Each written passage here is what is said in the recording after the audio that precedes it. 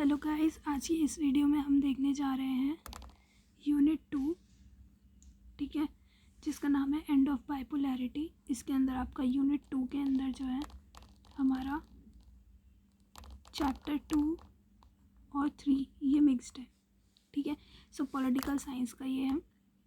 इसको हम स्टार्ट करते हैं। सबसे पहले जो टॉपिक है वो है disintegration of Soviet Union, then Middle East crisis, then shock therapy and post Soviet countries, then CIS and Arab Spring, and then India, US, Russia. इसको हम कंप्लीट करेंगे। सो हमारा फर्स्ट टॉपिक है डिसइंटीग्रेशन ऑफ सोवियत यूनियन। इसके अंदर disintegration जब होता है सोवियत यूनियन का, जब अफ़गानिस्तान में भी सोवियत जो है काफ़ी ज़्यादा इन्वेजन करके जब वहाँ से बाहर आ जाता है, 1979 में इन्वेड करता है, 1989 में बाहर आ जाता है, तब USA बेसिकली उसको कंट्रोल कर लेता है। तो ये अफ़गानिस्तान का था, जो इसमें छोटा सा पार्ट है, ठीक है। लेकिन उसके बाद जब 1985 में मिखाइल गॉर्बाचेव वहाँ का कम्युनिस्ट पार्टी का जनरल सेक्रेटरी बनता है, तब वो पेरेस्ट्रोइका, ग्लासनोस्ट ऐसी चीज़ें लाता है, जिसकी वजह से जो सिस्टम है वो काफ़ी ज़्यादा उसको संभाल नहीं पाता है। और हम ये आगे भी देखेंगे कि ये सारी चीज़ें जो हैं ये एक तरीके का कॉज या रीज़न बनती हैं, जिसकी वजह से डिसइंटीग्रेशन हो जाता है। तो बेसिकली डिसइंटीग्रेशन यानी कि जो सोवियत यूनियन के अंदर जो कंट्रीज़ थी, टोटल रशिया को मिला के 15 रिपब्लिक्स थे, ठीक है, ये सारे जो हैं आपस में बिखर जाते हैं। ये अब एक बेसिकली कंट्री या पार्ट नहीं कहलाते, ये अलग अलग कंट्रीज़ बन जाती हैं, जो रिपब्लिक्स बन जाती हैं, और इनके पास सोवरेनिटी आ जाती है अपने डिसीजंस खुद लेने की। ये अलग से अपने खुद के ग्रुप बनाते हैं, जैसे CIS, ठीक है, जिसको हम आगे पढ़ेंगे। और रशिया जो है वो सबसे बड़ी कंट्री जो है, और हम कह सकते हैं एक सक्सेसर स्टेट निकल के आती है USSR का। सो USA जो है डिसइंटीग्रेशन, सोवियत यूनियन का डिसइंटीग्रेशन होने के बाद USA एक सोल पावर निकल के आता है, ठीक है, जो कि एक डोमिनेंट पावर बन जाता है। इसमें जब डिसइंटीग्रेशन हुआ था सोवियत यूनियन का, तब दो चीज़ें हमारे सामने आई थी कि क्या वर्ल्ड को यूनिपोलर बनना चाहिए, यानी कि सिर्फ एक ही कंट्री होगी जो डोमिनेंट रहेगी, या फिर मल्टीपोलर हो जाना चाहिए, यानी कि डिफरेंट पावर जो हैं वो अपने अपने एरिया में डोमिनेंट रहेंगी, ठीक है। सो इसमें सबसे पहले सोवियत सिस्टम जो था उसमें 1917 में सोशलिस्ट रेवोल्यूशन आता है, ठीक है। कंट्रीज़ जो कि फासिस्ट फोर्सेस, यानी कि फासिस्ट फोर्सेस कौन सी थी, जैसे जर्मनी, जहाँ पर बेसिकली ऐसा डिक्टेटरशिप जैसी वहाँ पे स्थिति थी, वहाँ पे जो डिक्टेटर्स थे वो रूल किया करते थे। जब USSR ने उन कंट्रीज़ को उन फासिस्ट फोर्सेस से रिलीफ दिलवाया या उनको छुटकारा दिलवाया, फ्रीडम दिलवाया, तब वो कंट्रीज़ USSR में ज्वाइन हो जाती हैं। और जब USSR में जब ये कंट्रीज़ ज्वाइन होने लग जाती हैं, तो इस पूरे ब्लॉक को सेकेंड ब्लॉक कहा जाता है, वॉर्सो पैक्ट कहा जाता है, या फिर सोशलिस्ट ब्लॉक कहा जाता है। वॉर्सो पैक्ट यहाँ पे बहुत इंपॉर्टेंट है, ये 1955 में इस्टेब्लिश हुआ था। Self production of goods and arms, excel communication and transport network, ये कुछ फीचर्स थे USSR के। लैक ऑफ डेमोक्रेसी और फ्रीडम, यहाँ पे फ्रीडम और डेमोक्रेसी बिल्कुल नहीं था, क्योंकि हम कह सकते हैं यहाँ पे सोशलिस्ट रेवोल्यूशन था, जहाँ पर स्टेट को काफ़ी ज़्यादा सुप्रीमेसी दी जाएगी। यहाँ पर स्टेट ही था जो डिसाइड करता था हर एक इंडिविजुअल के लिए, उसके लिए डिसीजंस लेता था, और इंडिविजुअल्स जो हैं वो स्टेट को मानना पड़ेगा। तो स्टेट जो है वही डिसाइड करेगा इकोनॉमी को भी, और वही डिसाइड करेगा लोगों की नीड्स को भी, टाइप्स ऐसा उन्हीं के लिए वो डिसीजन लेगा। देन लैक ऑफ डेमोक्रेसी और फ्रीडम, यहाँ पर लोगों को अपना डिसेंट, यहाँ पे उनका रोष जो है वो दिखाने की उनके पास आज़ादी नहीं थी। Then heavy fund spending in arms race, यानी कि आर्म्स रेस यहाँ पर क्या है कि जो USA और USSR था, इन दोनों में आर्म्स रेस होता था, यानी कि किसके पास कितना ज़्यादा डेवलप्ड आर्म्स और अम्यूनिशंस का एक कोलैबोरेशन है, या फिर उनके पास कितना ज़्यादा आर्म्स और अम्यूनिशंस हैं, ठीक है, मिलिट्री उनकी कितनी पावरफुल है एक तरीके से। Then Gorbachev and disintegration. So general secretary जो मिखाइल गॉर्बाचेव होता है वो कम्युनिस्ट पार्टी का जनरल सेक्रेटरी बनता है 1985 में। बोरिस येल्टसिन जो है वो एक कूप कर देता है और एक नेशनल हीरो बन जाता है। तो बोरिस येल्टसिन जो है यहाँ पर एक नेशनल हीरो निकल के आता है, जब वो गॉर्बाचेव के खिलाफ बेसिकली एक कूप कर देता है, और ये कम्युनिस्ट पार्टी का मेंबर ही होता है जो उस पार्टी में से निकल के आता है बाहर और कूप कर देता है, यानी कि एक रेवोल्यूशन कर देता है अगेंस्ट मिखाइल गॉर्बाचेव। 1991 में रशिया, यूक्रेन और बेलारूस, ये 3 रिपब्लिक्स जो हैं ये कहती हैं कि सोवियत यूनियन जो है वो डिसबैंड हो चुका है। ये 3 नाम आपके लिए बहुत इंपॉर्टेंट है, चाहे आप CUET के लिए दे रहे हो या फिर आपके पॉलिटिकल साइंस बोर्ड्स एग्ज़ाम के लिए। कौन से नाम? रशिया, यूक्रेन, बेलारूस की कौन से 3 रिपब्लिक्स थे जिन्होंने कहा कि सोवियत यूनियन डिसबैंड हो चुका है। तो यहाँ पर आपको जो भी आपको ऑरेंज स्लाइड में दिख रहा है, यहाँ पर ये हर एक चीज़ इम्पॉर्टेंट है आपके दोनों चीज़ों के लिए। देन रीजंस क्या थे सोवियत यूनियन के डिसबैंड होने के? ठीक है, internal weakness of Soviet system. First of all काफ़ी ज़्यादा इंटरनल वीकनेस थी सोवियत सिस्टम के अंदर। Political and economic institutions failed to meet people's desire. ठीक है, ये हमने डिस्कस कर लिया। आर्म्स रेस हमने डिस्कस कर लिया। इकोनॉमिक एंड पॉलिटिकल रिफॉर्म्स जो कि गोर्बाचेव लाना चाहता था, ग्लासनोस्ट और पेरेस्ट्रोइका। ग्लासनोस्ट यानी कि जो भी सिस्टम है वो ओपन हो, ट्रांसपेरेंट हो। पेरेस्ट्रोइका यानी कि हम जो भी सिस्टम है उसको रिस्ट्रक्चर करेंगे, दोबारा से उसको बेसिकली इस्टेब्लिश करेंगे। People came to know about advancement of West. इतना सब कुछ वो देख रहे थे कि सोवियत में ये सब हो रहा है, साथ ही साथ वो ये भी बेसिकली ऑब्जर्व कर रहे थे कि वेस्ट में क्या क्या डेवलपमेंट्स आ रहे हैं in the terms of technology और any other field like economy. ठीक है, तो वो वेस्ट को भी देख रहे थे और अपने आप को उनसे कंपेयर कर रहे थे, तो वो पा रहे थे कि वेस्ट जो है वो हमसे ज़्यादा डेवलप हो रहा है due to their system of governance, due to their system of ideology जो कि थी कैपिटलिज्म की और लिबरल डेमोक्रेसी की। No accountability of communist party that rule for 70 years, क्योंकि 70 ईयर्स तक ये कम्युनिस्ट पार्टी जो है अकेली वहाँ पर रूल कर रही थी, तो अकाउंटेबिलिटी जो थी वो ख़त्म हो गई थी। Soviet system lagged behind US। Soviet system जो है वो US से पीछे छूटता जा रहा था।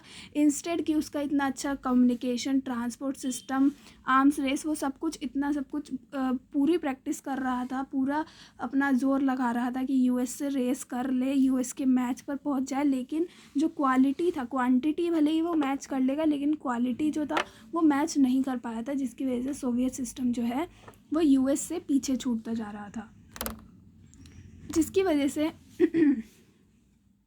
कॉन्सिक्वेंसेस ऑफ डिसइंटीग्रेशन यानी कि इन रीजंस की वजह से क्या होता है, सोवियत यूनियन जो है वो डिसइंटीग्रेट हो जाता है। और इस डिसइंटीग्रेशन की वजह से अब क्या कॉन्सिक्वेंस आते हैं कि कोल्ड वॉर कन्फ्रंटेशन जो है उनका एंड हो जाता है, यानी कि USA और USSR में ये जो झड़प चल रही थी, लड़ाई चल रही थी एक कोल्ड तरीके से। ठीक है, एक बहुत कम जगह, हम बहुत कम नहीं बोलेंगे, लेकिन कभी भी USA और USSR में डायरेक्ट लड़ाई नहीं हुई कि USA की आर्मी जा रही है और USSR की आर्मी जा रही है और वो आपस में लड़ रही है, बल्कि ये कंट्रीज़ जो हैं इनकी प्रॉक्सी लड़ाई हुआ करती थी, जो कि हम कहते हैं जिनको, जो हम आगे भी पढ़ेंगे कि ये डिफरेंट कंट्रीज़ में अपने साइड ले लेते थे, अपने ब्लॉक में ले लेते थे। ठीक है, और उनको उन कंट्रीज़ के बीच में लड़ाई होती थी, तो वो हम आगे भी देखेंगे। Unipolarity and multipolarity as bipolarity got ended, ये हम डिस्कस कर चुके हैं कि दो आइडियाज़ जो है वो इमर्ज हुए और क्वेश्चन उठा कि क्या होना चाहिए, यूनिपोलैरिटी या मल्टीपोलैरिटी, क्योंकि बाइपोलैरिटी जो है वो ख़त्म हो गया था। Emergence of many new countries, बहुत सारी न्यू कंट्रीज़ का भी इमरजेंस होता है, ये भी हम डिस्कस कर चुके हैं, ये आगे भी आएगा। नेक्स्ट है middle East crisis. So what was middle East crisis, ये सारे के सारे इंपॉर्टेंट पॉइंट्स हैं यहाँ पर जो हम एक एक करके डिस्कस करेंगे। सबसे पहले अफ़गानिस्तान में यहाँ पे कन्फ्लिक्ट जो है वो स्टार्ट हो जाता है रशिया और अफ़गानिस्तान में 1978 से, और ये जो वॉर होता है अफ़गान सोवियत वॉर, ये 1979 से 1989 तक चलता है। अफ़गान सिविल वॉर जो है, सिविल वॉर यानी कि जो कंट्रीज़ हैं आपस में, मतलब जो कंट्री है उसके लोग ही, जो इंटरनल ऑर्गेनाइजेशन है या इंटरनल वीकनेसेस की वजह से जो लोग हैं आपस में लड़ते हैं, आपस में उनका झड़प हो जाती है, तो उसको सिविल वॉर कहा जाता है। US जो है यहाँ पर सीन में आता है जब 2001 में वो उसको कैप्चर कर लेता है और 2021 में उसको छोड़कर जाता है, और 2021 में बेसिकली तालिबान अपने को नाम दे देता है as Islamic Emirate of Afghanistan. Next है यहाँ पर अफ़गानिस्तान के बाद फर्स्ट गल्फ़ वॉर, जिसके अंदर अगस्त 1990 में इराक कुवैत पर इन्वेड कर लेता है। UN इसके लिए मैंडेट देता है। पहला पॉइंट बहुत इंपॉर्टेंट है कि यहाँ पर सबसे पहले इराक इन्वेड करता है कुवैत में। UN यहाँ पर बोल देता है कि आप जाइए यहाँ पर इराक को बाहर निकालिए कुवैत से, क्योंकि उसने फोर्स से, बाय फोर्स उसने क्या किया है, कुवैत में इन्वेड किया है। और यूएन कह देता है कि आप भी बाय फोर्स इराक को यहाँ से निकालिए। जॉर्ज डब्ल्यू बुश जो कि उस टाइम पर यूएसए के प्रेसिडेंट होते हैं, वो हेल करते हैं, यानी कि एक तरीके का नारा देते हैं न्यू वर्ल्ड ऑर्डर का। यहाँ पर कोलिशन ऑफ ट्रूप्स, कितने ट्रूप्स जा रहे हैं, 6,60,000 ट्रूप्स जा रही हैं, यानी इतने लोग जा रहे हैं। और कितनी कंट्रीज, 34 कंट्रीज़ जो जा रही हैं इराक को डिफीट करवाने, यानी कि इतनी कंट्रीज़ के ट्रूप्स जो हैं वो 6,60,000 टोटल हैं। और कितनी कंट्रीज से आए हैं ये, 34 कंट्रीज से, ताकि इराक को कुवैत से बाहर निकाला जाए। सो बेसिकली 34 कंट्रीज़ यूएसए का साथ दे रही हैं इसके अंदर। तो यूएस ने इसके अंदर भी अपना प्रॉफिट ढूंढ लिया। उसने जर्मनी, सऊदी अरेबिया और जापान से ज़्यादा पैसा ले लिया, जितना कि आर्मी में चाहिए भी नहीं था, क्योंकि वो कंट्रीज़ जो हैं वो भेज नहीं पा रही थी उस टाइम पर अपने ट्रूप्स को। इस बेसिकली इन्वेजन को, जो इराक इन्वेड करता है कुवैत पर, इसको और किस किस नाम से बोला जाता है, Operation Desert Storm, mother of all battles by Saddam Hussein, then video game war, then computer war. ये जो है ये इम्पॉर्टेंट है नाम, कि इसको और क्या बोला जाता है। नेक्स्ट है क्लिंटन ईयर्स। सो 1992 और 1996 ये वो दो ईयर्स हैं जिनमें जनरल इलेक्शन होते हैं यूएस के। और इन दोनों में ही विलियम जेफरसन, बिल क्लिंटन जो है यहाँ पर अपना बेसिकली जीत जाते हैं उन इलेक्शंस में। और डेमोक्रेटिक पार्टी के होते हैं ये, ठीक है, और वहाँ पे ये जीत जाते हैं। फोकस्ड ऑन सॉफ्ट इश्यूज़, ये बेसिकली क्या कहते हैं कि अभी तक यूएसए में इतनी जो यूएसए ने इतनी मारकाट मचाई है, इतना ज़्यादा बदतमीजी फैलाई है, सॉरी, लेकिन बट यही निकलता है, क्योंकि यूएस ने बहुत तब अपने ऐसे काम किए थे जिसकी वजह से काफ़ी ज़्यादा वर्ल्ड ऑर्डर जो है वो डिसबैलेंस हुआ था। तो फोकस्ड ऑन सॉफ्ट इशू, तो यहाँ पर इनका एजेंडा क्या था बिल क्लिंटन का, कि हम सॉफ्ट इश्यूज जैसे डेमोक्रेसी, क्लाइमेट चेंज और ह्यूमन राइट्स पर ध्यान देंगे, और आप हमें इसके लिए वोट कीजिए। तो लोग वोट भी करने आते हैं। और बिल क्लिंटन जो है वो उन दोनों सालों में, यानी 1992 और 1996 दोनों सालों में जीतते भी हैं। लेकिन दो इंसिडेंट यहाँ पर भी, बिल क्लिंटन के ईयर्स में भी दो इंसिडेंट यहाँ पर ऐसे हो जाते हैं, या फिर हम 1996 जो है ना, ये और 4 साल आगे बढ़ा दिए, यानी कि 2000 तक। सो 1992 से 1996 और 1996 से 2000, ये पूरा ईयर का जो पूरा स्लॉट है ये बिल क्लिंटन के ईयर्स हैं, ठीक है। तो इसमें भी 1999, यानी दो इंसिडेंट जो आपके सामने लिखे हैं ये, यहाँ पर 1999 में यूगोस्लाविया पर बॉम्बिंग करवा दी जाती है, ठीक है, नेटो फोर्सेस के द्वारा। क्यों? क्योंकि वहाँ पे bombing on Yugoslavia against predominantly Albanian population, क्योंकि वहाँ पे जो इंटरनल डिस्टर्बेंसेस थी उसकी वजह से यहाँ पर काफ़ी ज़्यादा दिक्कतें हो रही थी। 1998 में क्या होता है, यूएस की एम्बेसीज कहाँ कहाँ पर, नायरोबिया, केन्या और दरअसलम और तंजानिया, यहाँ पर क्रूज मिसाइल अटैक हो जाते हैं। कौन करवाता है? अलकायदा के terrorist, in Sudan and Afghanistan under operation infinite reach. So operation infinite reach क्या था? इसमें अलकायदा के टेररिस्ट जो हैं वो यूएस की एम्बेसीज पर बॉम्ब गिरा देते हैं, और वो एम्बेसीज के नाम हमें याद रखने हैं। वो कहाँ कहाँ थी? नायरोबिया, केन्या, दरअसलम और तंजानिया। ये ऑपरेशन इनफाइनाइट रीच था। और इसको लड़ने के लिए फिर 9/11 होता है।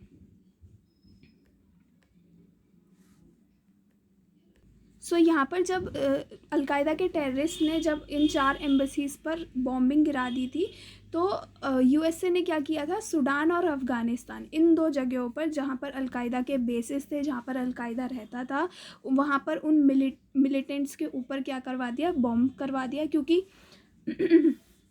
पहले से शुरुआत किसने करी? अलकायदा के टेररिस्ट ने। उन्होंने क्या किया कि 4 जो एम्बेसीज थी यूएस की, 4 जगह पर वहाँ पर बॉम्ब गिरवा दिया। तो ऑपरेशन इनफाइनाइट रीच के अंदर यूएस ने क्या किया, सूडान और अफ़गानिस्तान के ऊपर बॉम्ब गिरवा दिया।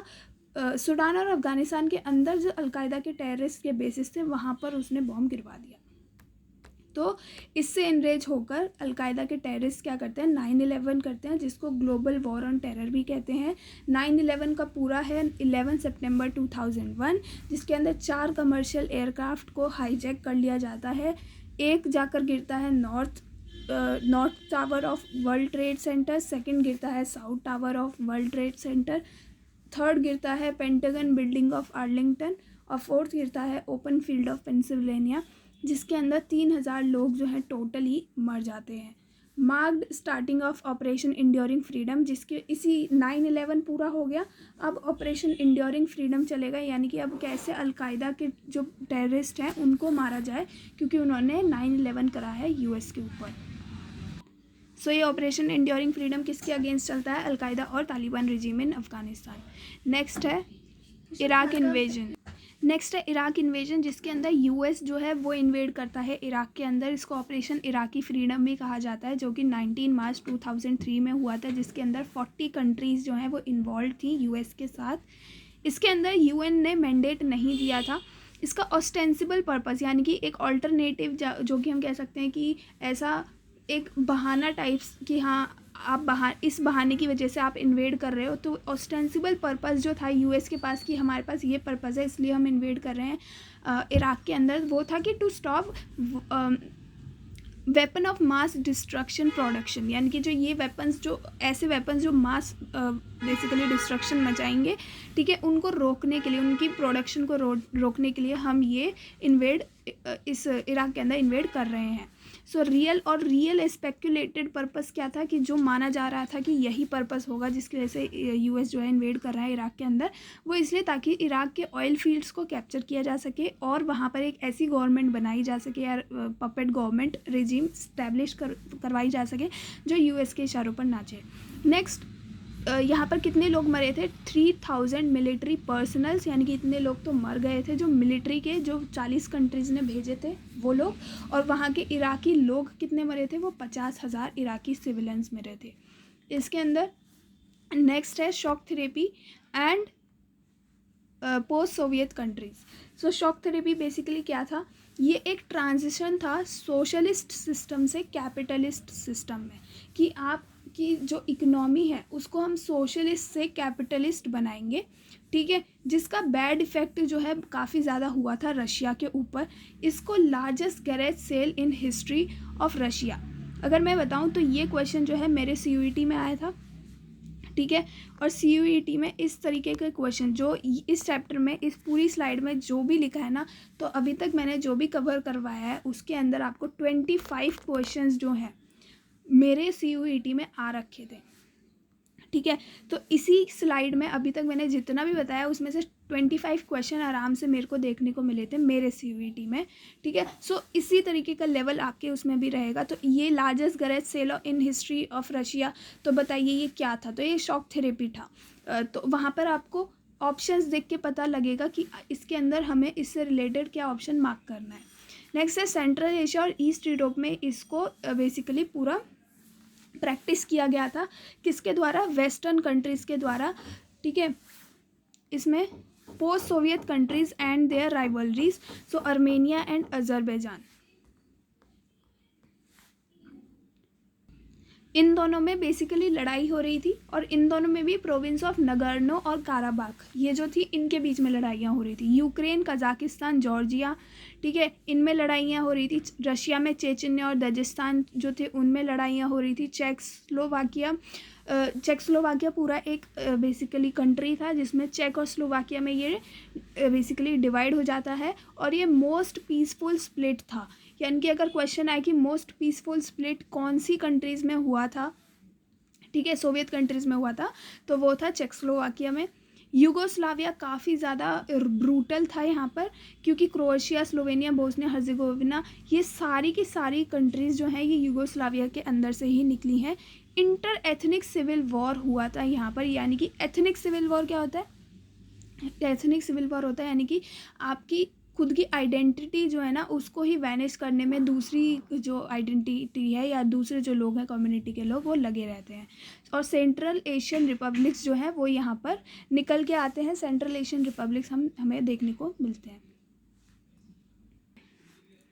नेक्स्ट है सेंट्रल एशियन रिपब्लिक्स, तो यहाँ पर 5 सेंट्रल एशियन नेशंस हैं जो कि तुर्कमेनिस्तान, कजाकिस्तान, किर्गिस्तान, उज़्बेकिस्तान और तजाकिस्तान है। आपको यहाँ पे दिख रहा होगा ये 5 जो हैं ये सेंट्रल एशियन रिपब्लिक्स है और इनकी आपको लोकेशन भी यहाँ पर दिख रही होगी, कजाकिस्तान, उज़्बेकिस्तान, तुर्कमेनिस्तान, किर्गिस्तान और तजिकिस्तान। नेक्स्ट है CIS and Arab spring. CIS यहाँ पे क्या था, कॉमनवेल्थ ऑफ इंडिपेंडेंट स्टेट्स। इसको बनाया गया था दिसंबर 1991 में, ये इस्टेब्लिश हुआ। इसके हेडक्वार्टर हैं मिन्स्क, बेलारूस में।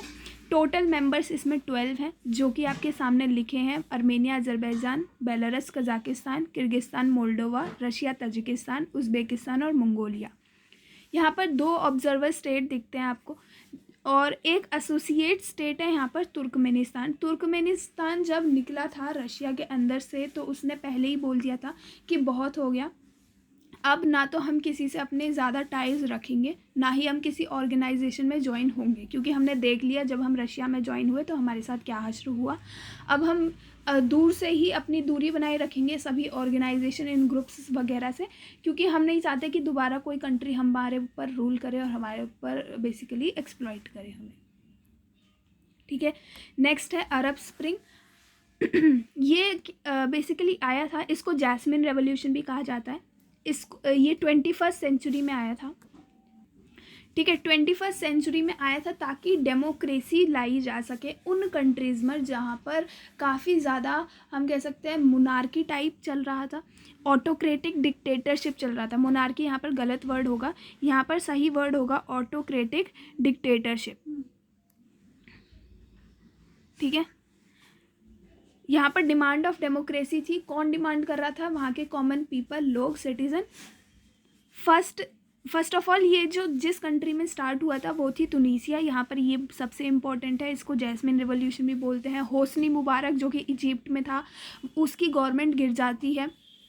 कहाँ पर? इजिप्ट में। ठीक है, इस प्रोटेस्ट की वजह से मोहम्मद गद्दाफ़ी जो है लिबिया में, उसकी गवर्नमेंट गिरती है। ठीक है, और यमन, बहरीन, लिबिया, सीरिया, ये 4 जगह थी जहाँ पर ये चलता है। और ये बेसिकली प्रोटेस्ट हो क्यों रहे थे? क्योंकि वो लोग फाइट करना चाह रहे थे अगेंस्ट पॉवर्टी जो कि वो फेस कर रहे थे, करप्शन और unemployment. Authoritative and autocratic dictatorship government sought as root of problem. ठीक है, नेक्स्ट है यहाँ पर India and US relation. India US Russia relation तो है जो है इसके अंदर हम ये पूरा देखेंगे। ठीक है, सो इंडिया और रशिया में कैसे रिलेशंस है? सो सबसे पहले है इकोनॉमिक। स्टील प्लांट्स जो हैं जैसे कि भिलाई, बोकारो, विशाखापट्टनम, यहाँ पर रशिया ने हमें हेल्प किया था। भारत हैवी इलेक्ट्रॉनिक लिमिटेड, ऐसी कंपनीज जो हैवी इलेक्ट्रॉनिक कंपनीज थी उनको सेटअप करने में। ठीक है, accepted Indian currency during shortage of foreign exchange. जब हमारे पास फॉरेन एक्सचेंज नहीं था तब रशिया हमारी करेंसी को यानी रुपीज़ को एक्सेप्ट कर रहा था। Provided oil at a very low price during Russia Ukraine crisis. तो हम इसको भी लिख के आ सकते हैं वहाँ पे कि बहुत ही लो प्राइस पर हमें प्रोवाइड कर रहा था रशिया, जब सभी लोग जो हैं ऑयल के लिए तरस रहे थे कि भाई हमें ऑयल दे दो। ठीक है, क्रूड ऑयल। पॉलिटिकल हमारे कैसे रिलेशंस हैं? तो कश्मीर इशू में हमें रशिया बहुत सपोर्ट करता है। पाकिस्तान के साथ जब वॉर हुआ था 1971 में तो उसने हमारी बहुत हेल्प करी थी। ठीक है, India was world's second largest arms importer during period 2015-19 with Russia. तो हम सबसे सेकेंड लार्जेस्ट आर्म एक्सपोर्टर थे रशिया के साथ। फर्स्ट हम USA के साथ थे। मिलिट्री हमने ब्रह्मोस मिसाइल बनाई है रशिया के साथ मिलके। IRSA स्पेस में हमारे साथ है। क्रायोजेनिक रॉकेट हमने लिया है रशिया से। कल्चर में हिंदी फिल्म्स जो हैं वो काफ़ी ज़्यादा फेमस है रशिया में। ठीक है, नेक्स्ट इंडिया USA। यहाँ पे जो है ये CIS लिखा हुआ है, यहाँ पे ये USA होगा। ठीक है, बाय मिस्टेक है। सो इंडिया और USA में कैसे रिलेशंस है? LPG रिफॉर्म जो है, लिबरलाइजेशन, ग्लोबलाइजेशन एंड प्राइवेटाइजेशन। ठीक है। ये जो रिफॉर्म्स हैं ये लाए गए थे इंडिया के अंदर with the help of USA, but हम इसके अंदर अगर मैं कुछ और जोड़ना चाहूँ तो ये एक तरीके से फोर्सली ट्रांसफॉर्मेशन था, क्योंकि जब 1991 में सोवियत का डिसइंटीग्रेशन हो गया, सोवियत यूनियन का, तब हमारी भी इकोनॉमी पर काफ़ी ज़्यादा बोझ आ गया था, हम भी काफ़ी ज़्यादा डिग्रेड कर रहे थे उस टाइम पर, इकोनॉमिक इन्फ्लेशन हो गया था, जिसके अंदर हम क्या कह रहे थे कि हम वर्ल्ड बैंक को अप्रोच करते हैं और कहते हैं कि हमें लोन दे दीजिए। तब वर्ल्ड बैंक हमसे कहता है कि सबसे पहले आप अपने यहाँ पर कुछ इकोनॉमी में ट्रांसफॉर्मेशंस कीजिए, आप सबसे पहले सोशलिस्ट से जो आपका ट्रैक है उसको बदलिए और आप एलपीजी रिफॉर्म्स को लाइए। एलपीजी उन्होंने डायरेक्ट नहीं बोला, लेकिन उन्होंने बोला कि अपनी इकोनॉमी को फ्री कीजिए, ठीक है, और बाहर से इन्वेस्टमेंट को अट्रैक्ट कीजिए, ठीक है, यानी कि एक तरीके से कैपिटलिस्ट सिस्टम को अडॉप्ट कीजिए, ठीक है, तभी हम आपको लोन देंगे। तो हमने वैसा ही किया। उस वक्त हमारे फाइनेंस मिनिस्टर जो थे वो मनमोहन सिंह थे, और हमारे प्राइम मिनिस्टर जो थे ना, और हमारे प्राइम मिनिस्टर उस टाइम पर थे पीवी नरसिम्हा राव। हमारी टेक्नोलॉजी भी जो है वो काफ़ी ज़्यादा इम्प्रूव हुई with the help of USA, क्योंकि हम वहाँ के लोग जो हैं वो यहाँ पर आकर काम करते हैं, वहाँ के लोग जो हैं वो यहाँ पर आके इन्वेस्ट करते हैं, अपनी कंपनीज़ की ब्रांचेस खोलते हैं, जिसकी वजह से इंडिया में भी वो टेक्नोलॉजी आ पाती है, लोग उसको सीख पाते हैं, अडॉप्ट कर पाते हैं, और यहाँ पर भी डेवलपमेंट हो पाता है। लार्ज इन्वेस्टमेंट आता है। इंडो अमेरिकन डायस्पोरा, यहाँ पे डायस्पोरा का क्या मतलब है कि इंडिया के लोग भी वहाँ पर जाते हैं, काम करते हैं एज अ लेबर कंडीशंस जो हैं उसके बारे में बात नहीं करनी चाहिए यहाँ पे, क्योंकि वो आउट ऑफ द स्कोप है। बट इंडिया और अमेरिका दोनों ही जगह के लोग जो हैं आपस में एक दूसरे की कंट्रीज़ में जाते हैं, काम करते हैं और प्रॉफिट कमाते हैं। Next, part of several international groupings and forums, जैसे कि क्वाड और G20 की मीटिंग अभी होगी इंडिया के अंदर ही, जिसमें इंडिया ही चेयरमैन बेसिकली उसको चीफ कर रहा है, लीड कर रहा है। Then military aid and several exercises, हमारे पास मिलिट्री एड है और सेवरल एक्सरसाइज हम करते हैं। एक्सरसाइजेस यहाँ पे जैसे कि युद्ध अभ्यास और गो ईस्ट, यानी कि हम अब काफ़ी ज़्यादा ध्यान दे रहे हैं ईस्ट पर भी, यानी कि ईस्ट साइड में, और यूएस भी काफ़ी ज़्यादा ध्यान दे रहा है ईस्ट साइड पे, यानी कि जो आसियान वाली कंट्रीज़ हैं उस साइड, साउथ ईस्ट कंट्रीज़ पर, ताकि वहाँ, क्योंकि वहाँ पर भी काफ़ी ज़्यादा स्कोप है as for the sake of profit, और वहाँ पर भी हम काफ़ी ज़्यादा अपने रिलेशंस को अच्छा करके और भी इन्फ्लुएंस कर सकते हैं वर्ल्ड में कंट्रीज़ को। So this was the end of this video. I hope you like the whole scenario, whole topics of the chapter, and I hope this helped you a lot. So do like, share and subscribe my channel in order to get notified with my latest videos, and yeah, wait for my next video of chapter 4. Thank you.